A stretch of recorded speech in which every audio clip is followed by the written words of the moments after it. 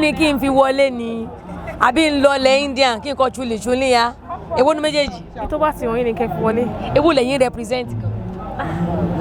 gbogbo ẹ̀ náà la represent àti ẹ̀ mọ̀ gan ó kàn ṣe kàmìkàmì náà ni inú yín lò láti wà ń bí gan gidi gan àtàrọ̀ lẹ ti ń rẹ́rìn jẹ́ kí n yọ̀gò lójú náà ẹ ṣọ́ pé program lẹ́wà bẹ́ẹ̀ wá mú àwọn àbú mo ti wà engaged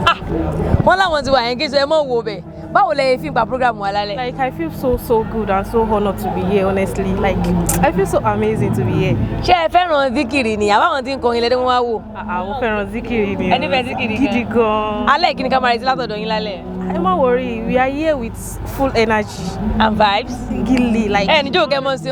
kẹ́ mọ̀ sí snap ẹ jẹ́rìí mi ni èmi àgbékẹ́ fúnra mi ẹ mọ̀ ṣe anyway happy to have you here thank you for coming and tẹ́ bá ń lọ ẹ dákun bling bling ẹ mọ̀ jẹ́ ọkọ yín lọ́rùn o ọlọ́run sọ yín délé ẹ lẹ́ náà ọkọ mi my love wọnú ọlọ́run ọmọ tó ń sẹ àmọ́ wọnú ọlọ́run